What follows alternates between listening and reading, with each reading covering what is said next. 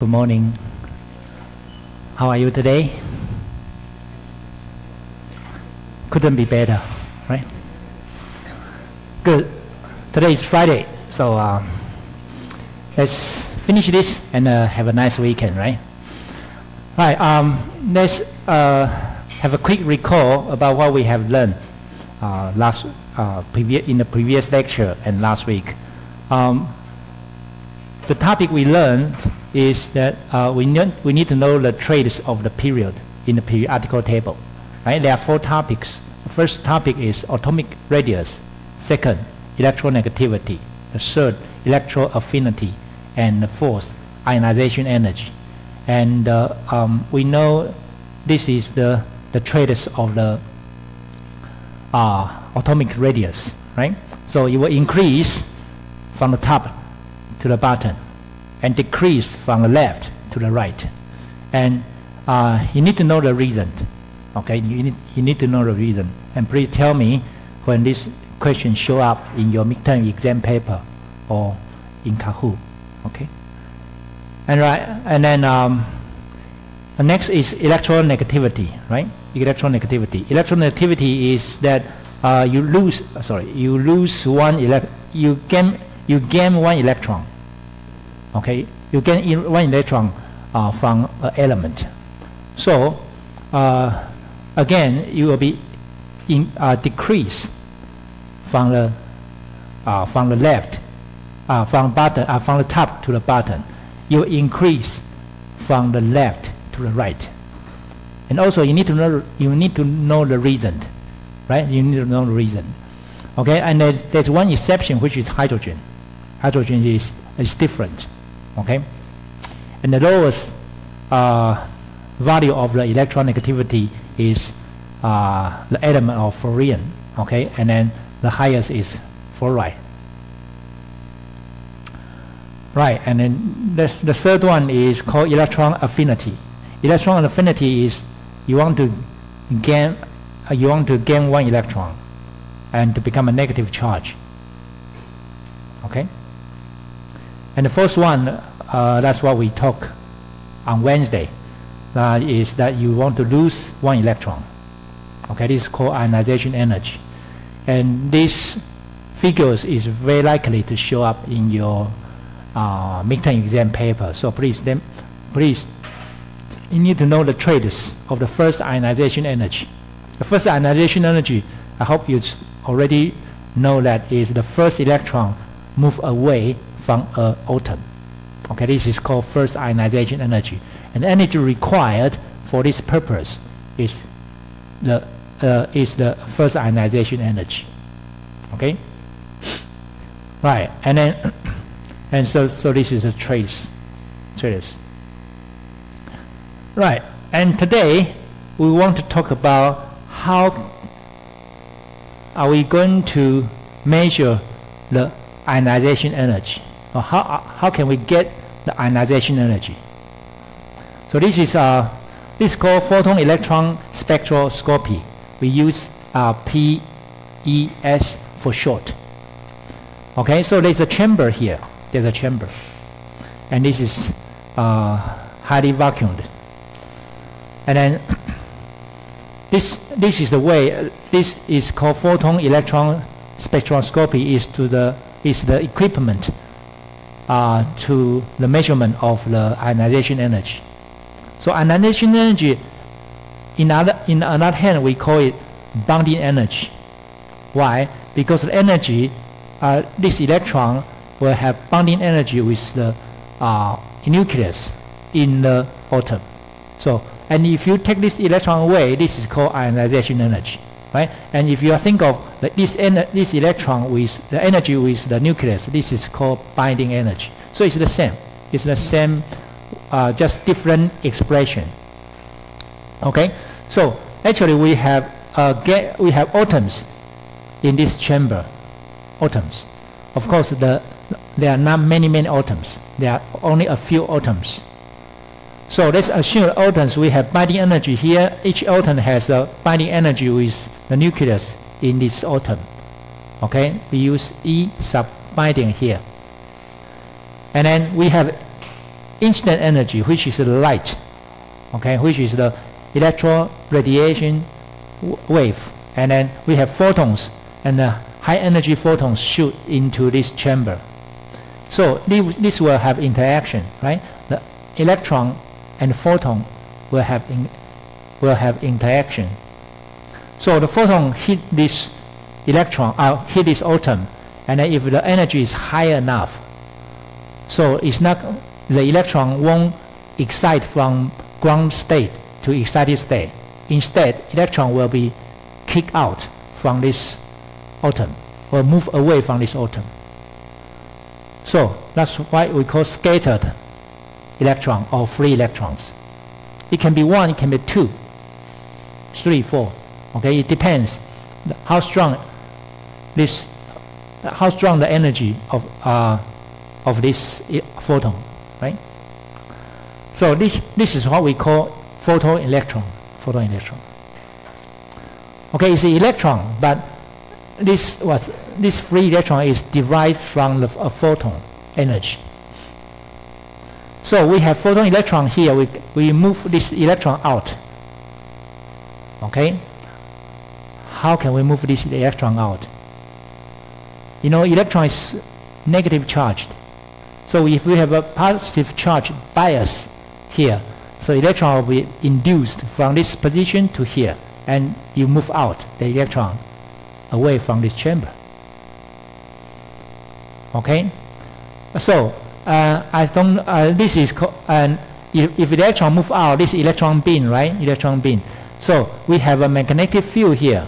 So we call static. This is called electrostatic analyzer.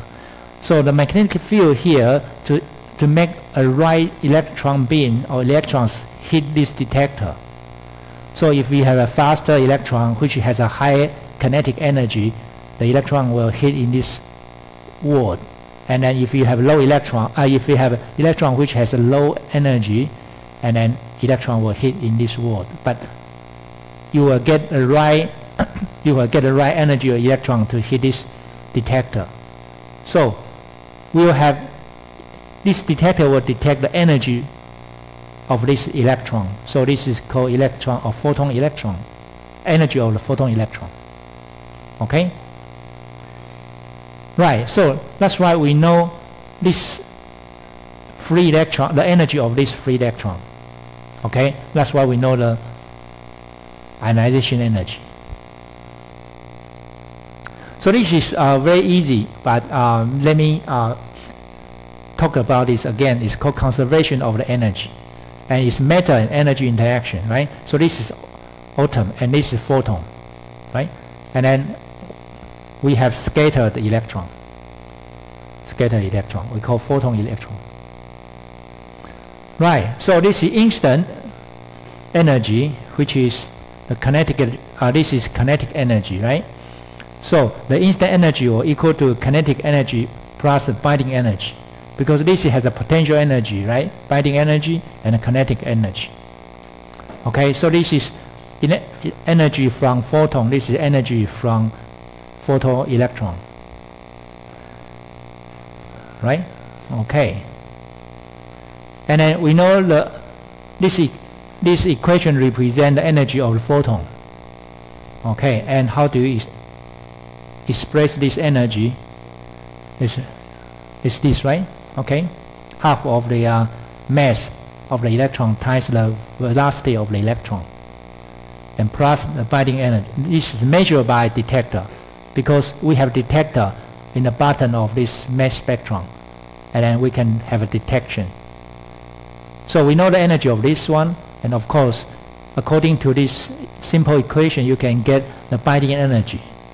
Or on the other hand, is ionization energy, right? So this is, so each of the electron has its own quantum number. So this energy is the function of quantum number, right? Okay, so unique to identify. So it depends on the elements. Different element has different energy of the electron. So this is called unique of the identity. Okay, So according to this energy, you can identify what kind of element is this. It can be a carbon, it can be nitrogen, it can be iron, it can be silver, it can be gold. Okay. So this is called. So for EPS, PES, there are two types of this. If you use the source of the X-ray, you call it SPS. If you use the source of the ultraviolet light, okay, ultraviolet electron radiation wave, okay, you call it UPS. Okay, it depends on the energy of this photon. So you can have machine like this. This is an expensive machine. And you can have a machine like this, and you can get a spectrum like this. So once the photon hit the atom, and you got the detector to get the kinetic energy of the electron, and you can get something like this, right? This is known because it depends on the power supply. It depends on the energy you want to use, and you can have a detector for this one. And so this is binding energy. So the binding energy, so you can have calculation here. This is kinetic energy, or you can use binding energy in this in x-axis, and this is intensity. How strong is this kinetic energy? Okay. So you can get something like this. You can get a spectrum like this. Like this is 2s, this 2p. You know the energy will become stronger with if you increase the quantum number, right? If the energy becomes stronger, that means the binding energy become weaker. So as you can see, this 3s, 3p, 3d, the energy is weaker than the binding energy is weaker than 2s, 2p. This is the trace, right? Right. So these peaks. This can be a chemical analysis for the binding energy. So for one element or for one atoms, you get spectrum like this, and you can analysis what types of the element is this. Okay, because all the element has his own fingerprint of this spectrum. So this is unknown material, a set of line like this. And you don't know what is this element. So you go to check with database. The database might be able to tell you, will be able to tell you what is this element. Because for example, like silver, 2s is here, but another element, 2s might be here, the peak might be here. So if you match the spectrum like this, there's an element, the spectrum of the element will match this spectrum, and then you will know what is this. So this is what we call multiple electron from a single specimen, and this is what we call characteristic energy of the material. So according to XPS or UPS, you will be able to know what is the unknown material because of this spectrum, and you check with the database, and you find out what element you use, what atom you use in this chamber. Okay, so this is ionization energy. Ionization energy from the inner to outer. So this is energy, ionization energy. This will increase. Okay, increase. And this is hydrogen, lithium, helium, lithium, barium, boron. So this is called characteristic energy of the boron. As you can see, this peak showing in a different energy, right? So this is, if you find out the energy, there's a peak in the energy of 19.3 megajoule per mole, and a peak from in the energy of 1.36 and 0.80, and these peaks represent the boron element. Okay, this is what we call the characteristic energy of the. This is characteristic energy of the barium. This is 1s and this 2s. So let's start from the very beginning. Is that hydrogen has only one electrons, and the energy of the electron is 13.6 electron volt. Because what, Professor, why this is 1.31 is not 13.6? Because the different unit. This is megajoule per mole. But as I just told you that I like to use electron volt, which is easier for me to understand, for me to remember. So for you, it's all up to you, right? So hydrogen has only one electron, and the ionization energy is 13.6 electron volt. And helium has 2 electrons. So the binding energy of the 1s is 2.37. Why? Because you have two photons, right? And then you have 2 photons. 2 electrons will be the distance between the electron and the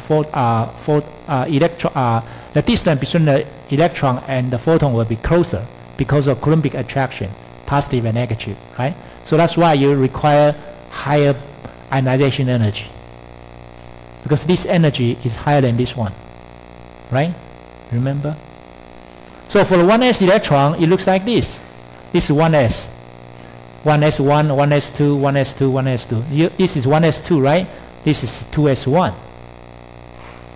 So as you can see, the energy increased dramatically from 1.3 to 19.3.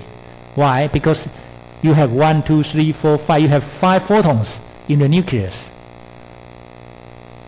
Okay, Coulombic attraction, the electron will be pulled in and closer, much closer to the nucleus.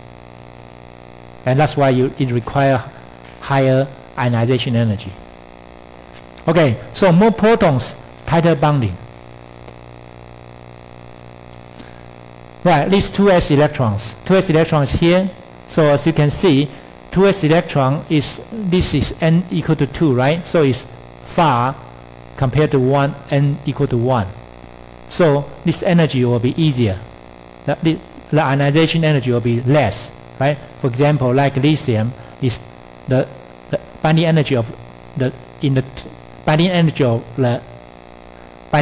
of the electron in the 2s orbital is 0.52 compared to the energy in the 1s orbital. Much less, right? That's why the valence electron dominate the chemical reaction and the physical properties because of the energy. Okay, and this one, barium has 4 electrons, and the there are 2 electrons in the 2s orbital, and the energy is 0.90. So 2p, and this is 2p. And the energy of the electron in the 2p orbital is even less than the 2s orbital. Right. So this is the explanation for you. Ionization energy of the electrons in shell M is much lower than the K shell. So the K shell, M shell, right, is far compared to M shell, K shell. For example, for boron, the intensity, this is boron here, the intensity of 2p is about half of 2s. Why? This is intensity. Intensity is related to the number of the electron. Okay, so you have 2 electrons in the 2s orbital, so the intensity will be double compared to this one, because you only have 1 electrons, right? Like this one, boron has 1 electron, you have 2 electrons in the lithium has 1 electron in the 2s, 2 electrons in the 1s, so the intensity is higher than this one. Okay, right. So this is an example for you to know the carbon, oxygen, neon. This x-axis is energy, ionization energy, y-axis is the carbon, oxygen, and neon. So this 6, you have 6 electrons, 8 electrons, and 10 electrons. So this 1s here, and 2s here, and 2p. So there are some descriptions here. This ionization energy of 1s is much greater than 2s and 2p. right? Because the electron in the inner shell, the binding energy, of course, will be much higher than the electron in the outer shell of orbitals, right? And then this 1s, in the case of carbon, this is 1s2, 2s2, and 2p2. And as you can see, the intensity of this electron of these peaks is about the same intensity. Why? Because you have 2 electrons here, 2 electrons here, 2 electrons here. But if you compare the oxygen, 2s2, 2s2, and 2p4, so the intensity will be of these 2p in the 2p orbital will be double, right? It's about double. So in the case of oxygen, the intensity of 2p is about 2 times larger than the 1s and 2s. So for the neon, that will be triple, right? That will be triple. Okay? Right. So, as I just told you that we learned this already, valence electron dominate the chemical reaction and the physical properties. So this is valence electron. So the role of the element in a chemical reaction, there's a huge difference between the energies in the outermost shell and the innermost shell, inner shells. So as you can see, this is very low compared to this one. Carbon is 28 in the 1s, oxygen is 52 in the 1s. Neon is even much higher, 84 electron volt. So it's very difficult to take out electrons from this in the inner shell, but it will be easier for you to take out electrons from the outermost shell, right? And that's why if you require less energy, that will be easier for you to have a chemical reaction. So the electrons in the outermost shell are less bound, of course, right? So chemical reactivity determined are only by electrons in the outermost shell, which we will call valence shell, and electron in the valence shell is called valence electron. Right. So I hope you remember that on Wednesday, the question of the Kahoot is valence electron, right? So outermost shell electrons are termed valence electrons. So valence electrons are important in determining how atoms react chemically with other atoms. And that's why very important. We are going to move to chapter 3. It's called bonding energy, which is between atoms. And the involved of this reaction is chemical reaction. And then mainly we play with valence electron. Okay, so valence electron here, so please remember. So remember this? I showed you before, right? So now let's talk about, because valence electron dominate the chemical or chemical reaction is related to the valence electron, right? So if you have 8 electrons, if you have 3 valence electrons, then you need to know the average energy required in order to have chemical reaction, right? So this is called average valence electron energy. So what are we? So we know that the definition of the first ionization energy, right? This is the move the first electron away from the atom. So this is called first valence electron. And how about average? Average valence electron energy is the average energy of all valence electrons. For example, you have 2 valence electrons. So if you add up these 2, if we add up the energy required from these 2 electrons and then make it average, so this is called average valence electron energy. So the definition, so this is the relative reactivity of the element. Okay, so and I told you energy is related to chemical reaction, right? The energy required for the chemical reaction. So for example, magnesium is helium 2s2. So average of these 2 valence electrons is required for chemical reaction. So this is oxygen. Okay, 2s2, 2p4. There are 6 valence electrons. So valence average valence electron energy of the oxygen is what? Is the ionization energy of the electron in 2s orbitals. You have 2 electrons, right? So you times 2 plus the ionization energy of the electrons in the 2p orbitals. And there are 4 electrons in 2p orbitals. So you add up this one and then divide it by 6 because you have 6 electrons in total. So this is called AVEE. And in the case of the oxygen, the AVEE is 1.91 megajoule per mole.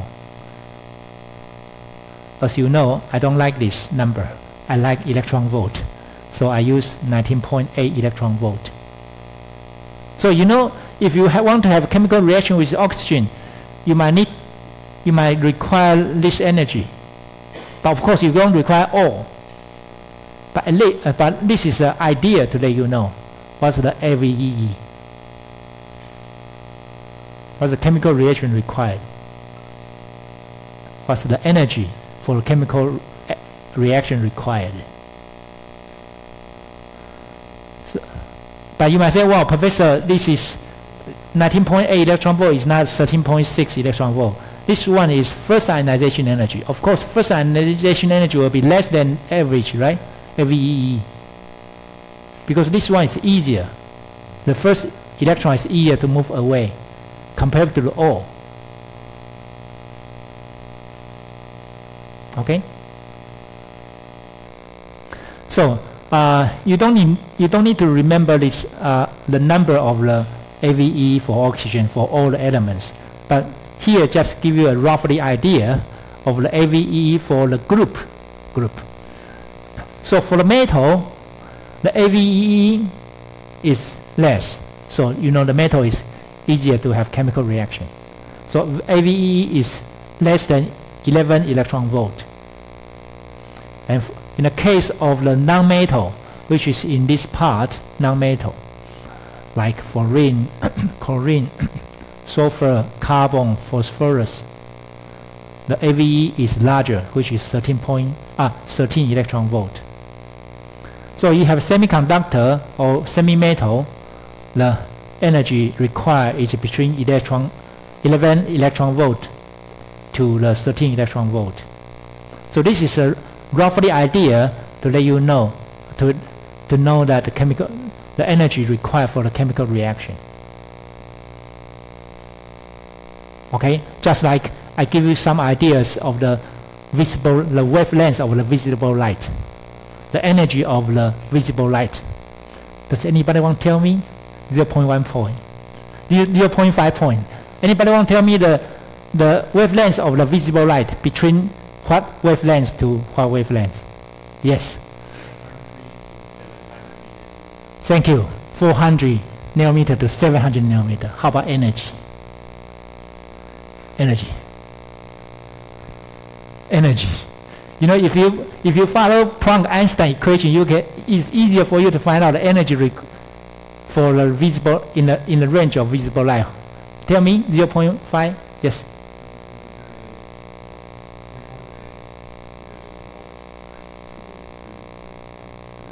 Thank you. 1.8 electron volt to 3.1 electron volt. This is the range of the visible light energy. Okay. Right. So here is again the same. AVE for metal is less than electron volt, and for semi-metal is between electron volt to 13 electron volt, and for the non-metal is more than 13 electron volt. Okay. Right. So you know, in the periodical table, there are about 75% elements in the periodical table are metal. Okay. Right. So semi-metal or semiconductor have ability to act as both metal and non-metal. So noble gas is chemically inert. So the energy required for the chemical reaction is huge. Right, and the stable artex. What is stable artex? Because in the previous page we are talking about noble gases. The noble gases is the electron configuration of the noble gases are S2P6. So this is what we call stable artex. So and chemically inert. Okay. So photoelectron spectroscopy, we find out that stable artex, which noble gases has a electron configuration of the electron configuration, which is stable artex, right? So it's helium, neon, argon, krypton, hexton. So chemically inert, and then all have electron structures of S2P6. Of course, except helium. Helium has S2 only, right? So we have A electrons, full shells, and called chemical stable artex. Stable artex is important because in order to have stable structures for atoms, you need to have S2P6. For atoms, the same. But for two elements, for 2 atoms, 3 atoms, 4 atoms, or 1 molecules, stable artex also important. So that's why we are going to move to chapter 3 to talk about molecules, because molecules, the electron configuration also need to meet S2P6. So full shell, the chemical stability, right? So achieve artex stability by electron transfers. This is called ionic bonding. Ionic bonding. So achieve stable artex, achieve artex stability between 2 atoms, and there are many chemical bondings. One of the chemical bonding is ionic bonding. Okay. So that's it for this section. Abundance of the element in Earth's crust. As you can see, you have many in Earth. There are many. There are large amount of these elements, but very less in this element. Okay. And periodical, you can make many different type of periodical table. Just for your information, for fun, right? Right. So this is the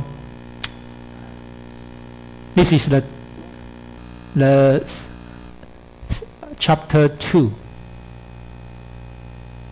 2.4. Sorry, and then we are going to move to 2.5. Am I right? No. Okay, 2.5.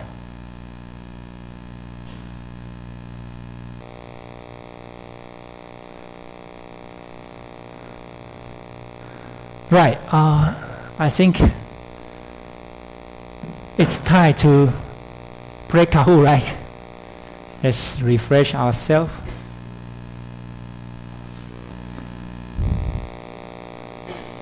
Right. Okay. We are going to move to the next section, which is atomic bondings in solid.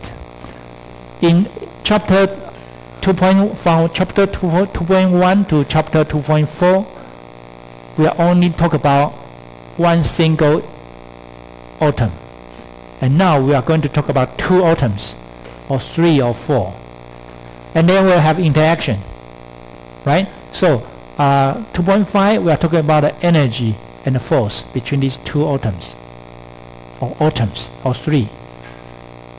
Okay, and then after that, once we know the forces and energies, we classify this kind of forces and energies into 3 parts, into 3 categories, into 3 parts.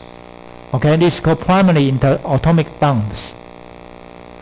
And not only primary chemical bonds, but we have physical bonds, which is secondary bonds, or we call van der Waals bonds. It's not really involve chemical reaction, but 2.6 is related to chemical reaction. 2.7 is not related to chemical reaction. It's kind of force, physical force. So that's why we call these chemical bonds. This is called physical bond. And after that, we have a general introduction about the molecules. You have two atoms as a molecule, or 3 atoms, 4 atoms, or 10 atoms, even 1,000 atoms. Okay, so first of all, let's talk about the bonding forces and energies between 2 atoms. Okay, first one, bonding force, and then second is bonding energy. And we want to classify what type of the bonding. So bonding forces is that to understand of the many of the physical properties of the materials is predicted on a knowledge of the interatomic forces that bind the atoms together. So it's important. So the bonding force is an interaction between 2 isolated atoms, right? At large distance, interaction is negligible. So if these 2 atoms are far away from each other, you don't have forces. Of course, you have force, but little bit, very negligible. Okay. So 2 types of forces, of course. The first one is attractive. Second one is repulsive. So the summation of the net force will be equal to the attractive force plus the repulsive force. So when the repulsion force and attractive force balance, these two is equal, right? And these 2 atoms become a stable state. You present a stable state, right? So if attractive force and repulsive equal to 0, right? They will stay there because the energy required, repulsive force and attractive force equal to 0. So it becomes stable, molecular.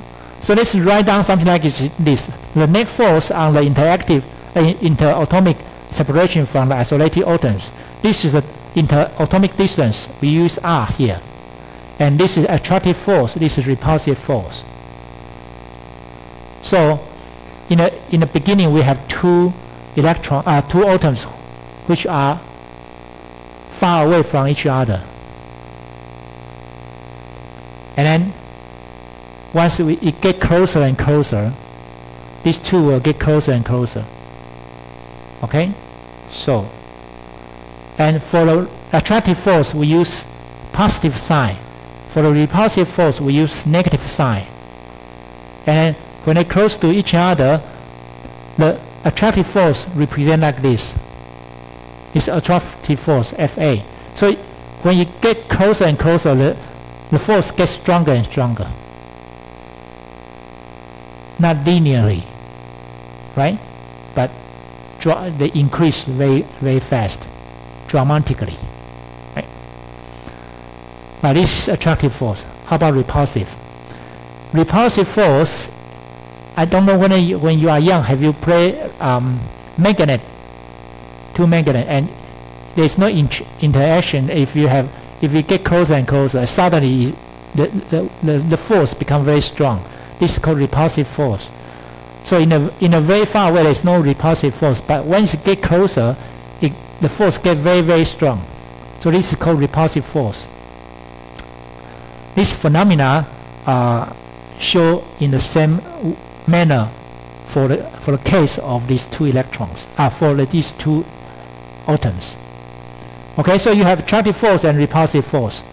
You have curve to represent attractive force, and you have curve to represent the repulsive force.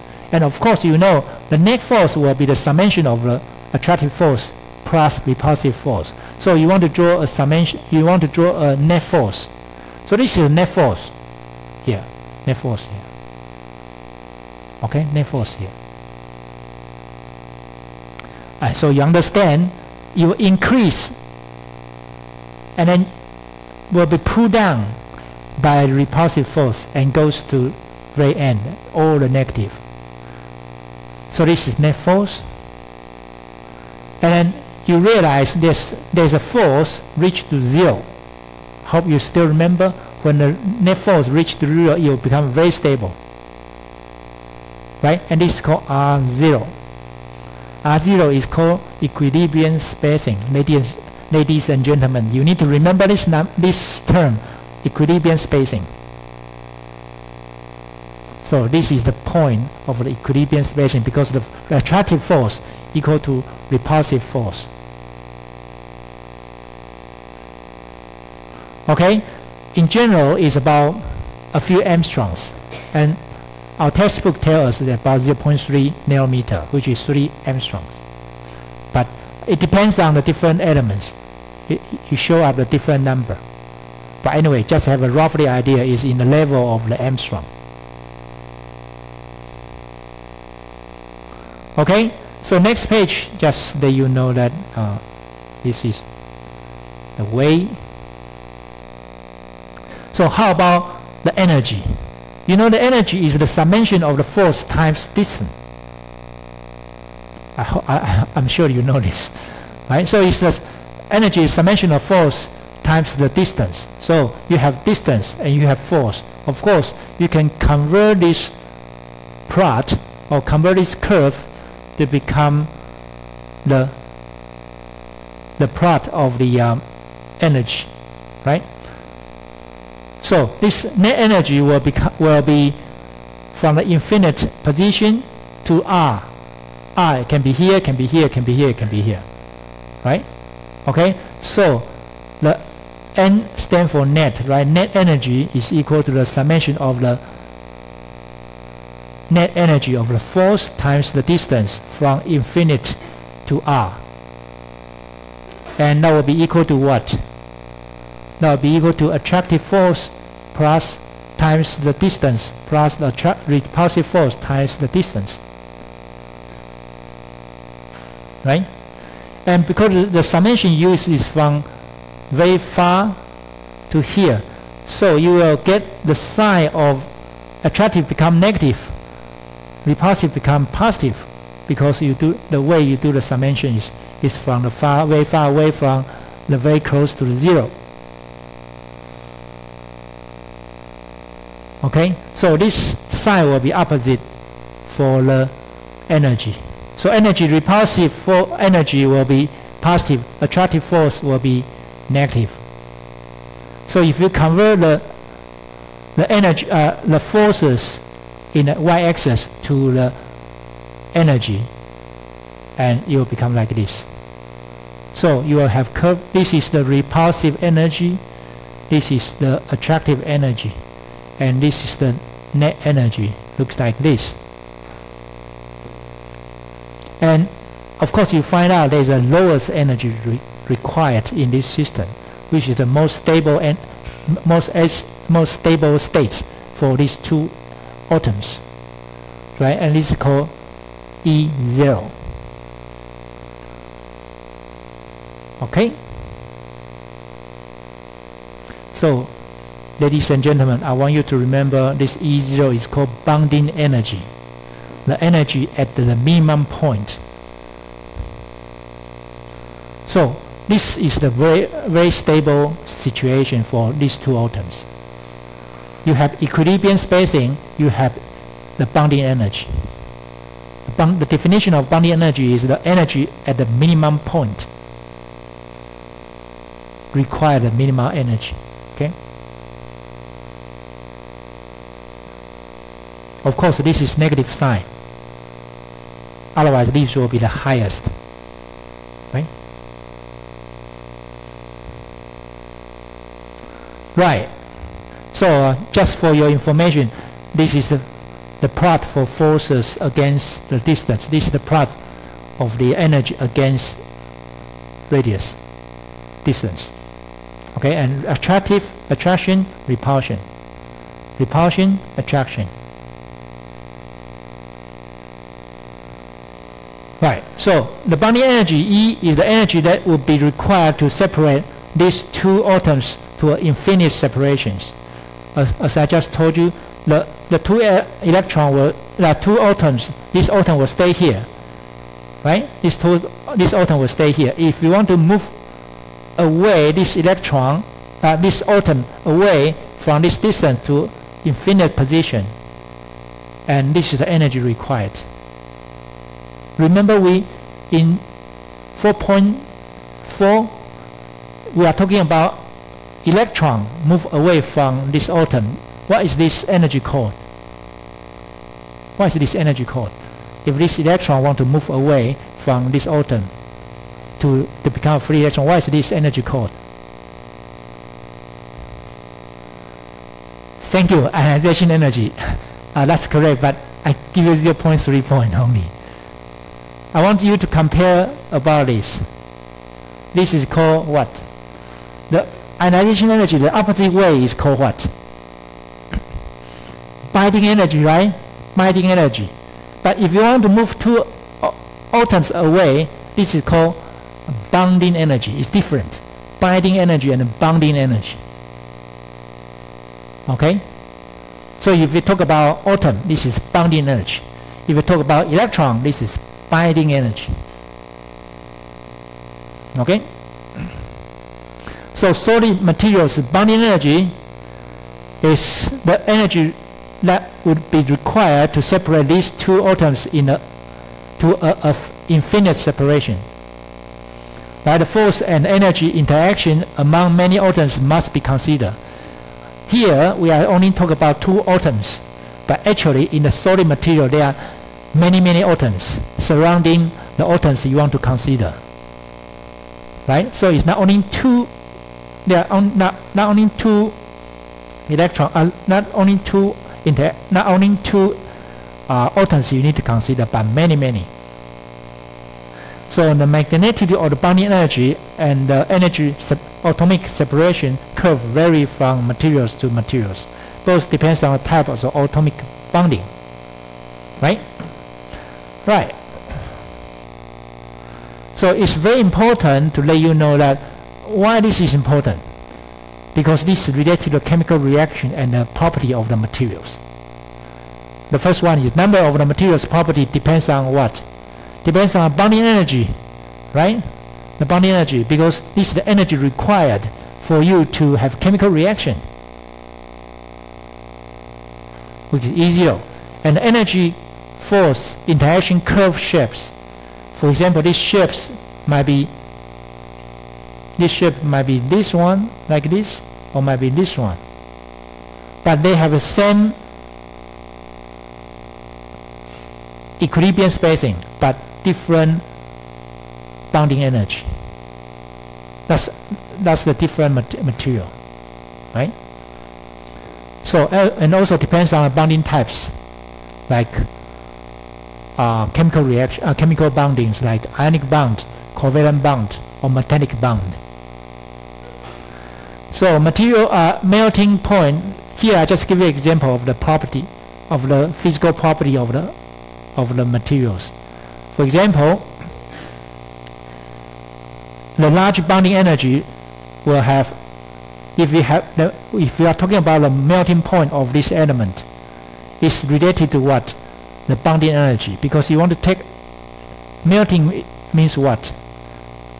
Melting means that these atoms will be separated, not far away, but a little bit far from solid to liquid. And so you need to give energy to this system and to take these atoms a little bit away from each other, and everybody, all the atoms need to have some spaces, and this is called liquid. This is called solid, right? And if you give energy to this one, you'll become liquid. If you give more energy to this system, you will become gas. This system will become gas phase. So, like high melting temperature means what? Temperature represents the index of the energy. If you have high temperature, that means you will have the energy is high in this system or in this environment, right? Okay, so melting point related to the bonding energy. The bonding energy high, the melting point will be high. And also related to the chemical, the physical properties like mechanical stiffness, right? It depends on shape. You will have the different shapes, then you will have different mechanical stiffness. We are going to have this talk in the chapter 4, I think. Right. So the types, there are three types of the there are two types of the interatomic bonding. The first one is called primary bond, or we call chemical bond. The second type is physical force or physical bond, or secondary force. Actually, I shouldn't use bond in this case because bond involves chemical reaction, but there's no chemical reaction for the secondary bond. Okay, that's why we call physical force.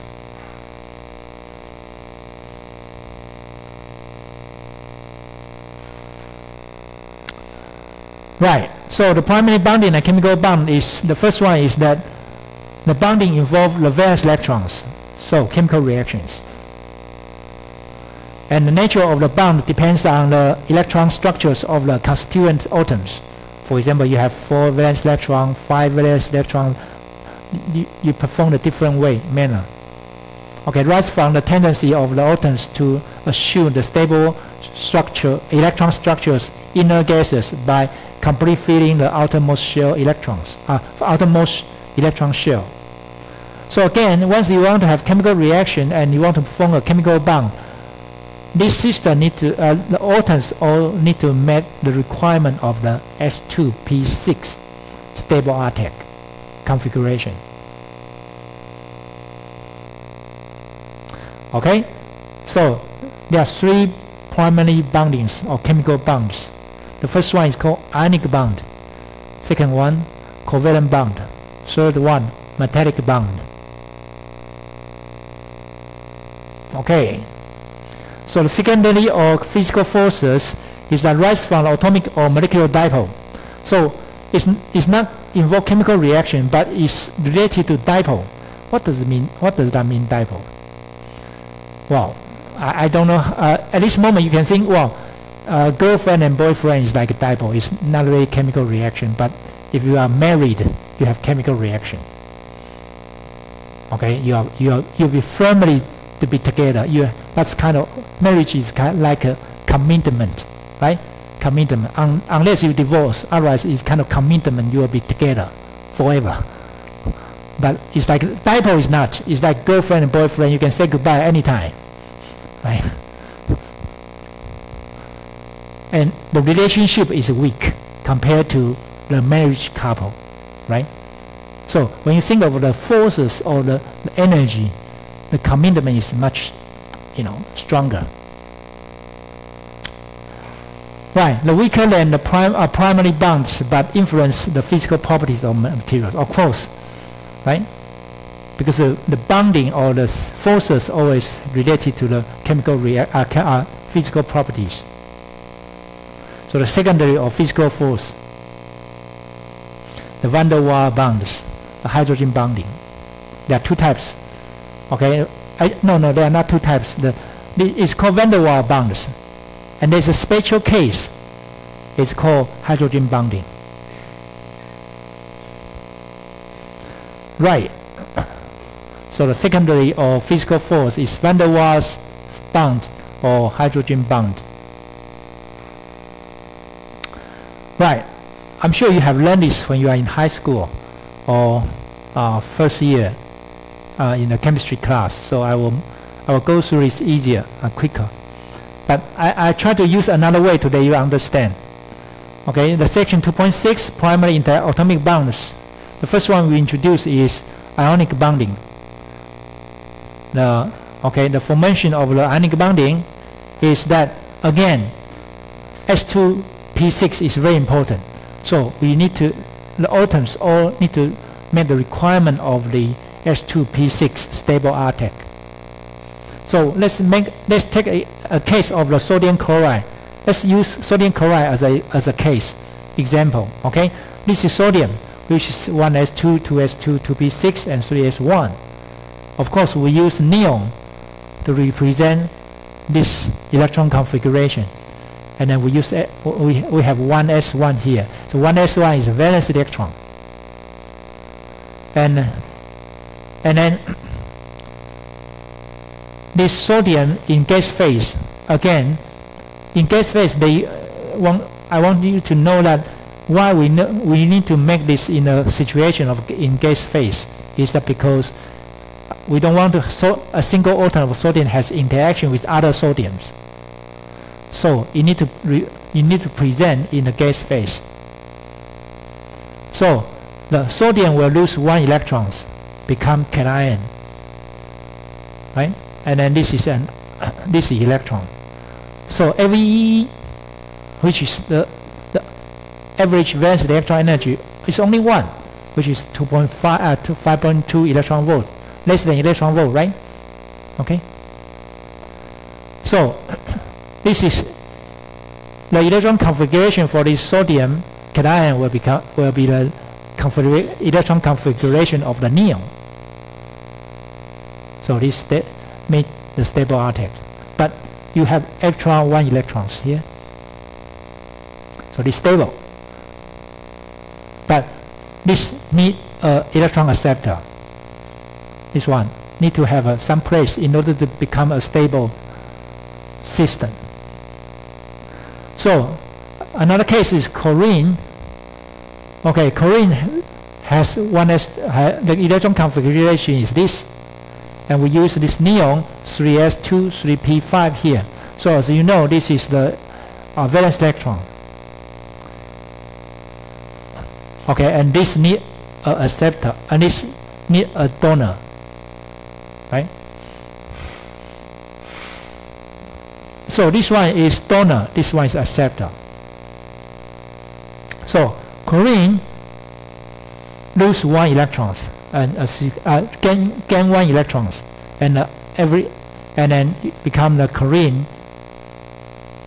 anion, right? And this is in the form of argon.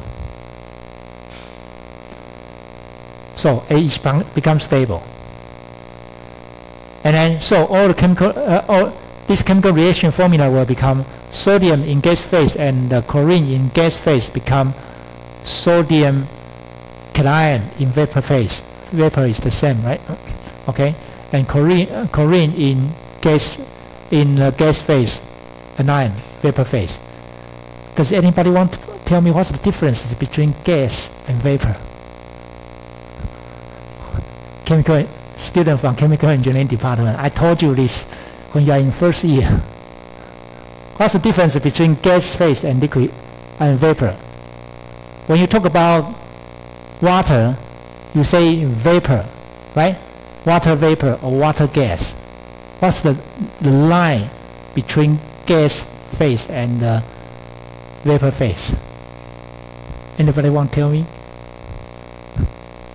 You are from chemical engineering. If you are from chemical engineering department, don't let me down. Yes, 温度 right? Okay. 那个温度那条线是那个温度是什么温度？确定吗 ？OK。临界温度对不对？它叫 supercritical temperature. Thank you, thank you. 0.5, right? 临界这个 supercritical temperature. Above supercritical temperature, we call it gas. Below supercritical temperature, we call it vapor. Okay? Good. I'm very happy. At least you remember what I told you 6 months ago. Right. So you have electron transfer. Right? You transfer this electron from sodium to chlorine. It becomes sodium chloride. And this is stable structure, right? Stable molecular. Because these two are very happy because they all reach stable R-tech. So electron transfer to achieve stable electron configurations in ion pair formations, huge decrease in energies, and that's why we call stable R-tech. Right. So this is not enough because we are only talking about sodium chloride molecular, but actually when you think of sodium chloride, it's a salt, right? Table salt. So you have salt every day. It's not sodium chloride molecule is a sodium chloride crystal. Right? So that's why we think this is ionic crystal formation. It's not only involve this chemical reaction, you lose one electron, you gain one electron, but you need to put them together. This is called electron transfer. This is stable 1. Step 1 for ionic crystal formation. The stable, so this reach stable R-tech. So I have sodium atom, chlorine atom, and here I just want to let you know the sodium, the radius of sodium, the size of sodium is bigger than the size of the chlorine. That's for sure, right? We just have this in the question of Kahoot. Okay. However, what happens if you lose one electron? This size will become smaller and bigger, smaller, right? If you gain one electron, this size will become bigger, smaller, bigger. Okay. So the size will be different, and this is called electron transfer. Okay, the step 2 is these two put together become sodium chloride in vapor form, right?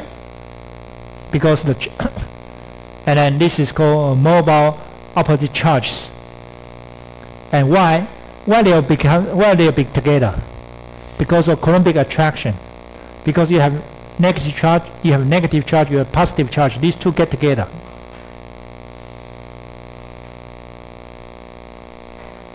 And then not only one molecule, but you have one more, for example, one more of the molecules. There are huge numbers of the molecules get together and become solid. So one sodium chloride, one molecule, and put all this together and become one crystal.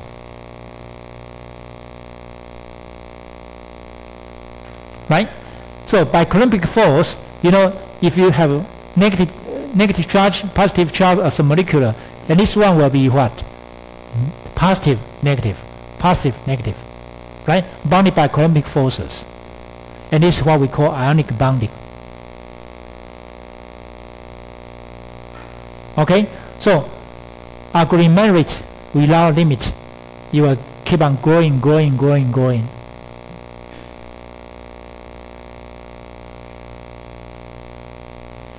Okay? And eventually, it will grow with all the directions. X direction, Y direction, Z direction.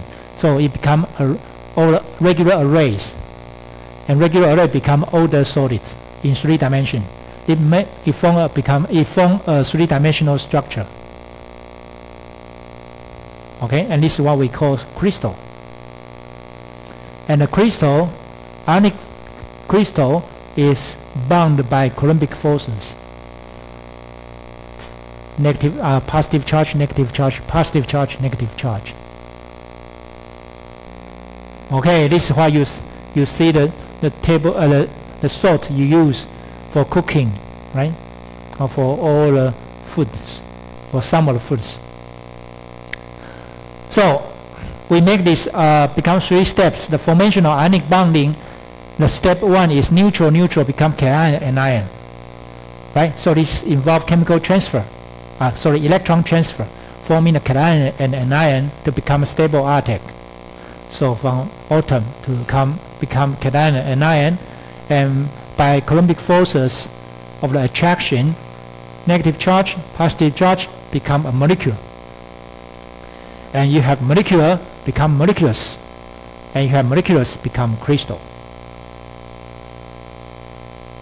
You might say, well, Professor, why this will grow in 3 directions? Can this grow in 2 directions or 1 direction?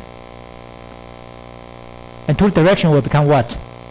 It's not a crystal. It's not a 3-dimensional structure. It's a 2-dimensional structure.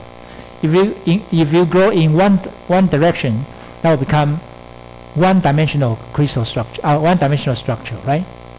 Does anybody want to give me some examples? This is not easy to see in the in your daily life, but in narrow scale or narrow technologies, you have 1-dimensional crystal structure and 2-dimensional structure, right? It can be narrow sheets, it can be narrow rod, right? One-dimensional narrow rod, narrow sheet, two-dimensional. It can be zero-dimensional, which we call quantum dots. But this is the word of the nanotechnology. It's not what we involve, okay? But anyway, and this is called epithelial growth. It's too far, but when you are interested in this topic, go to graduate school to do some more study of the nanotechnology. So let's start to model this ionic bonding, but unfortunately it seems we run out of our time today. Right.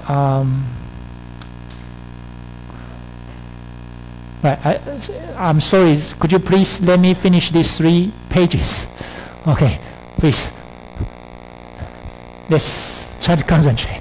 So modeling of this ionic bonding is that you have negative charge, positive charge, again, Coulombic force, right? Coulombic force, and become like this. So negative charge, positive charge. But this is easy. Okay, this 10 electrons stable attack, 18 electrons stable attack, right? Okay.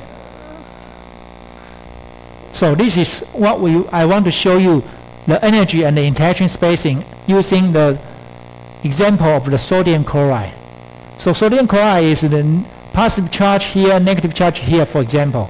And this one will be closer because of Coulombic attraction. So once this one go to here, you have repulsive force, you have attractive force, right? This and then you got the net energy in this. This red line represents the net energy. Okay, and you have equilibrium spacing, and the bonding energy here. Equilibrium spacing here and bonding energy in this way. That's why it's closer to this place. Okay, so in the case of the attractive force, the equation represents like this. You don't need to remember this. Okay, just give you a roughly idea.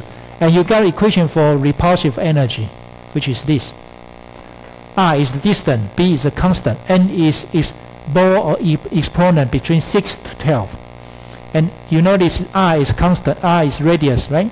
And this E is the charge, right? The charge of the electron. Okay? So this represents like this. So you have attractive force plus repulsive force, and you got equation like this. You got a curve like this. Right, so in the case of sodium chloride, this is distance. For example, the R equal to 600 picometer. Pico means 10 to minus 12. Right? If this is still far, it is not stable. If it's too close, that means this sodium and chlorine overlapped, which is also not stable. But the most stable is the R is 236 picometer. And it's stable here. Okay, so this is this is R here, 236 picometer is called equilibrium spacing. The energy of this system is minus 589 kilojoule per mole. This is what bonding energy, right? Bonding energy. Right. So that's it for today.